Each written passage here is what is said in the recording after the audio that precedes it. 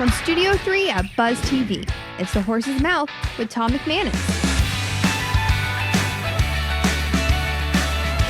Hi, welcome into another edition of The Horse's Mouth here at Tommy Mac's back at the bar talking business, baby. Brought to you by our friends at Synovus Bank. Patrick Hetherington is here from Synovus, as is Mary O'Connor from Vori Health. Hi, Mary. Hey. How are you? Welcome to the bar and to the show. Thank you. It's an honor and pleasure to meet you. What's up, my man? Good to see you. Good to see you. You're looking good in your Synovus golf shirt. Thanks. You know, it's first time he came in like jacket time. Like, bro, you can take I put the jacket on. Oh, you look great. Just Well, for you. no, You look great. Yeah. I haven't worn one since. So tell me about Vori Health.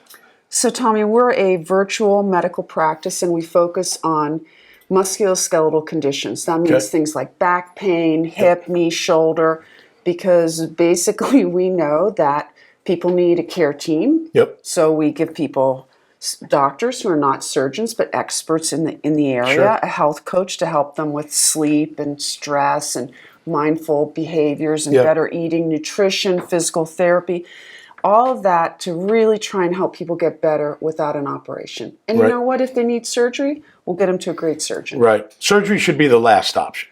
Surgery should be the last option. Yeah, I agree. It's orthopedically, anyway, speaking. Yeah, I mean, we're not anti-surgery. We're just anti-inappropriate surgery. And unfortunately, there's a lot of that happens. You're an orthopedic surgeon. I am. With Mayo. I was. with Mayo. I'm retired from Mayo. You're retired? All right. How long did you do that for? I'm not going to tell you now. It's a long time. Where'd you go to school? Where'd you do your schooling? I went to medical school in Philadelphia. Okay. At Drexel. Wow. Oh, no kidding. I've heard of Drexel, Yeah, I did my training at Mayo Rochester, and then I went on staff at Mayo Florida, where I was for a long time, and now I'm all entrepreneurial, starting this new company. Good for you. How long have... Just over a year. Okay. How's it going? First year? Good. Good. Lots of interest. And, you know, from patients, from insurers and payers who understand that, you know, this overutilization of these expensive therapies is costly and it's dangerous for patients. Yeah. You know? Well, plus the system just seems so whacked. Like my daughter went in for 4 days. She had an infection. Maybe one person showed up a day, gave her medicine. It's like 15 grand. I was like, she wasn't at like some suite at the Ritz. Like what the? You guys barely even saw her. Like, I was what the heck blown is away going when on? I saw the total of what it cost to have a baby. I mean, not necessarily what I was billed, but what the insurance company was billed because we had to get that whole rundown. And it's just like, wow. Well, it's all about trust. You guys both probably have commercial insurance, and so healthcare systems bill those payers higher because it subsidizes Medicare and Medicaid and government payers who pay less.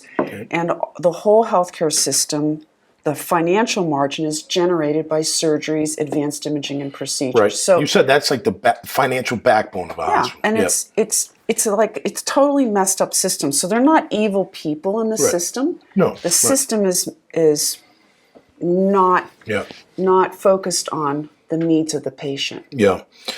Trust has to be a big thing between the doc and the patient, right? Absolutely. And I think when people, we always see those docs that like right away they'll write you a script or right away they say you got to have surgery.